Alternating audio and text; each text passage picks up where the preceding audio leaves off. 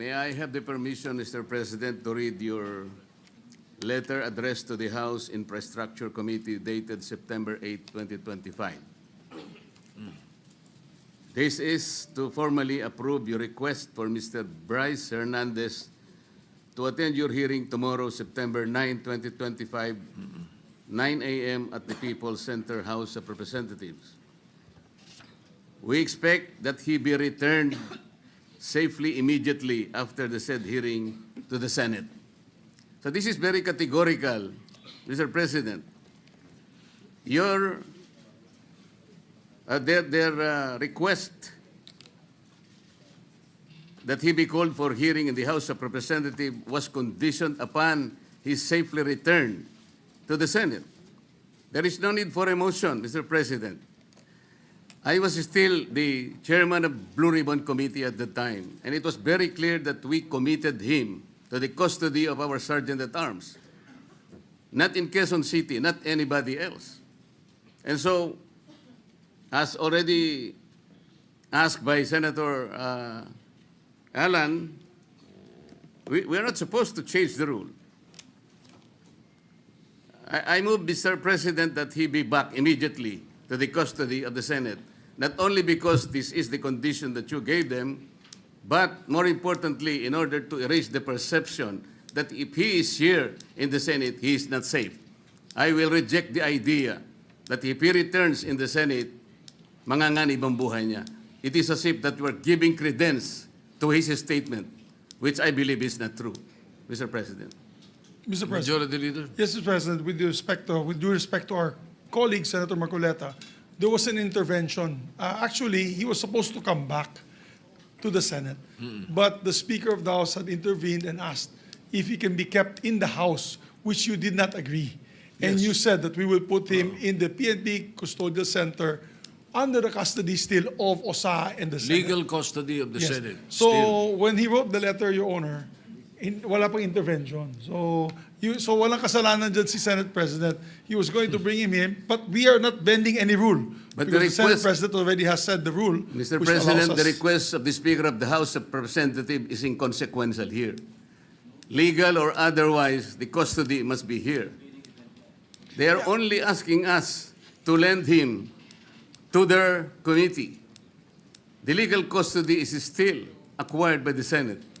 And then the committee was the one who ordered him to be legally detained in the custody of the Senate. The committee was the one who did that, not the Speaker of the House of Representatives. He could request that, but we are sorry to deny that Maybe, because Mr. the President, legal custody, Mr. President, yeah. legal or physical, is still with the Senate.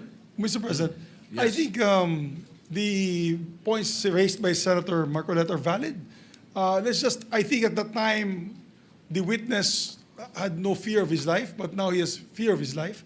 We will guarantee that he's safe, even if he's in the Senate. No, that's why we're guaranteeing his safety if he's here in the Senate. But let's also be transparent, Your Honor, because I think the question there is, kung meron bang mag-iimpluwensya pa sa kanya. That Diba? was the point of the Later on. Minority Leader. Correct. There might be a perception that if he is here, he might be influenced by someone. That is also Correct, Mr. President. the Minority Leader made mention of that. And that's why I believe the Senate President made that decision to keep him in a neutral area, which is the PNP Custodial Center. But then again, Mr. President, we're a deliberative body. If the body would wish him back here to the Senate, then we can discuss it further. Mr. President, just a quick intervention. Go ahead, Senator Lacson. I would like to echo the earlier manifestation of the Majority Leader. Yung letter po ng ating Senate President was valid before the intervening event occurred. So we cannot invoke the letter of the Senate President kasi wala pa yung intervening event na mayroong request from the Speaker of the House. And the Senate President, using his own wisdom, granted the request, but we have not given the legal custody of Bryce Hernandez to the House. We still maintain or retain the legal custody over his person. And as I mentioned earlier, kung kailangan siya ng House, they will have to seek permission from the Senate President. Again, yes, so they are not in Thank you, custody. Mr. President. Yes, Mr. Senator De La Rosa, President. yes, go ahead. Thank you, Mr. President. Mr. President, You know, Let Senator De La Rosa speak first. Go ahead. we have a very sad experience, Mr. President. Because if the reason why the Speaker requested for Bryce Hernandez to be detained not in the Senate because for fear of being influenced by anybody or any member of the Senate, alam mo, Mr. President, Colonel Grijaldo, nag-testify dito sa ating committee about the wrongdoings of the members of the Quadcom. Nagsumbong siya dito, Mr. President. And after he read his statement, sabi niya sa amin, Sir, can I be protected by the Senate? Dahil alam kong pinag-initan ako ngayon ng House. So, I share the information to the committee and even to the leadership of the Senate. But the following day, or the days after, he was required to appear before the Quadcom and he was cited in contempt. Nang siya ay na-contempt, kinulong siya doon. At nang kinulong siya doon, look what happened. Binubombard siya doon, pinupuntahan siya doon at sinasabihan na huwag yung gusto namin na mangyari, gawin mo na para makalabas ka na dito sa kulungan. Hindi nag-give in si Colonel Grijaldo.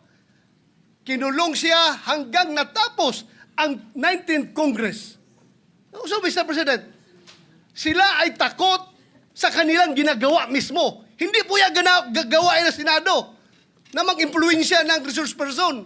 Never pa nangyari yan na mayroong pumunta doon sa baba, tinakot yung nakakulong cited in contempt na resource person. Gawain nila yan sa House of Representatives. Ginawa nila kay Colonel Grijaldo. Kaya huwag tayong basta-basta bumigay sa kanila dahil we should be independent from them, Mr. President. Hindi natin sila dapat sundin kung anong kagustuhan nila. We have to stand on our own. Thank you, Mr. President. Mr. President, Yes, Senator Marcoleta. noong pong September 8, 2025, ako pa rin po ang chairman ng Blue Ribbon Committee. Ang Blue Ribbon Committee po ang nag-approve ng legal and physical custody nung ma-cite in contempt si Bryce Hernandez. Nung makiusap po ang Speaker ng House of Representatives sa inyo, di po ba dapat nakonsulta naman ang chairman ng Blue Ribbon Committee? Dahil kami po, ginawa namin yon through the collective wisdom of the committee. Hindi po namin gawa-gawa yon. Kaya lang namin siya cite in contempt sapagkat halos ipamukha na namin sa kanya ang mga datos. Ibinigay ko na sa kanya ang lahat ng ipinanalo at ipinatalo niya sa kasino. Pati yung ginagamit niyang dalawang ID na galing sa LTO, ayaw pa niyang aminin. Ganun po yung nangyari. Gusto lamang namin siyang turuan ng leksyon para sa ganun kahit papano baka maisip niya na dapat sana mapahiya na siya sa sarili niya kung meron pa siyang kahihiyan. Dapat naman sana nung siya'y mag-request ngayon sa House of Representatives, hindi po sa kanya dapat manggaling ang request kung saan siya magko-custody. Ang custody po yung natapos na. Nagsalita na po ang Blue Ribbon Committee. Bakit po hindi man lang nakonsulta ang Blue Ribbon Committee? Bakit kailangan po ang House of Representatives Speaker ang mananaig sa kanyang request? Kalabisan na po ba ang Blue Ribbon Committee noong araw na yon, Mr. President? May I be clarified on what date that transpired? Yesterday or September 8 po. Monday? Yes, Mr. President. Majority Leader. Monday was the hearing here in the Senate. Monday he was cited in contempt. But Yeah. the hearing in the House was on Tuesday, September 9. Yes, And as, Tuesday. So in the evening, Opo. when yesterday, no. So in the evening, when the speaker called me, Senator Marcoleta was no longer chairman of the Blue Ribbon. No more, because we had already elected It was Senator already Senator Lacson. Lacson, yes. Ibig bang sabihin po, Mr. President, nawawala ng visa yung ginawa namin? Hindi. He's Ganun po pala. He's still in legal custody. Dapat po, Therefore, igagalang po kung ano yung aming iniwan. yes, you're, Doon tayo ang- magsisimula. Ang iniwan ninyo, cite in contempt. Hindi And po. legal Nasa custody legal of the custody Senate. na po ng, He was still ng House. under the legal custody of ng the Senate. Mr. President, may I ask for a minute suspension? Session suspended. Mr. President, meron po pong isang isyong naiwan dahil noong September 8 po, while I was still the chairman of the Blue Ribbon, napagkaisahan po ng komite dahil sa noong September 1, kung maalala po natin, as chairman, I floated the idea na para makatulong po kung merong gustong lumabas na doon sa 15 na kasama sa pagdinig, makakatulong po sila ma-identify po lahat ng mga kasabwat sa anomalyang paglalatag ng mga proyektong pang flood control. Pinload po natin yung idea na kung gusto ninyo, ay kinakausap na po namin ng DOJ, you may be provided by provisional immunity. Of course, pag-aaralan natin kung qualified kayo. Sa nakikita naman namin, basta hindi kayo most guilty at napakarami pong ibang mga requisites doon, tinignan po natin mabuti. After 1 week, Mr. President, dalawa pong mag-asawa, yung Diskaya, ang naggawa po ng sworn statement. Pero bago po niya nila gawin yon, ay siniguro ko po na talagang sila ay voluntary na gagawa ng sworn statement. Kaya yung pong kanilang emissary, sinabi ko, kailangan sumulat muna sila na talagang gusto nilang magsalita at walang halong pagsisinungaling ito. Yun ang option na gusto nila at narinig nila yung aming pinupload na option na sila'y lumabas bilang isang witness, a state witness. Yun nga po ang nangyari, Mr. President, hanggang sa sila nga ay tumestigo sa komite, dala-dala at binasa nila yung kanilang sworn statement. Nang dahil po doon, Mr. President, ay gumawa kami ng sulat sa ating kalihim ng Department of Justice. At yun nga po ay September 8, 2025. Gusto ko po malaman, Mr. President, ano po yung status noon sapagkat kayo na po ang pumalit na Senate President by the time.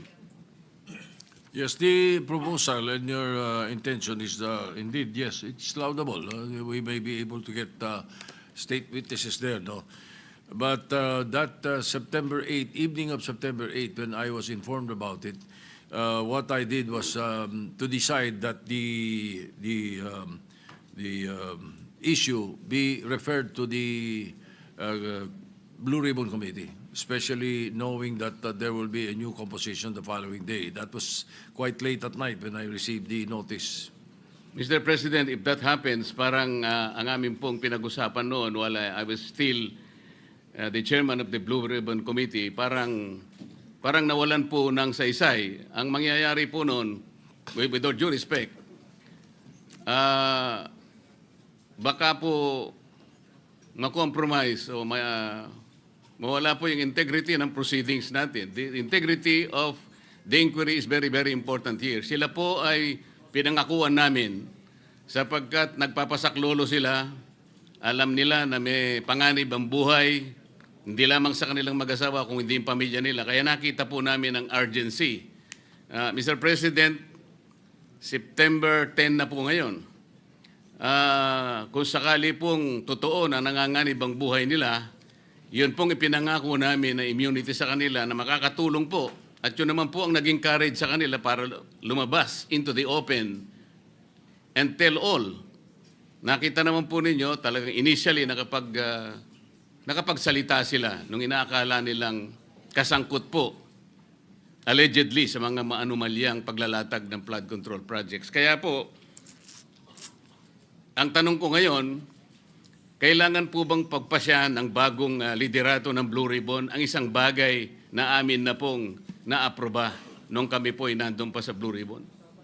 Mr. President? Majority Leader. Yes, Mr. President. May I ask for a minute suspension so that both leaders, the former leader of the Blue Ribbon and the newly elected leader of the Blue Ribbon Committee can discuss for just a few minutes this operational matter amongst themselves. May I ask for a minute? Session is suspended.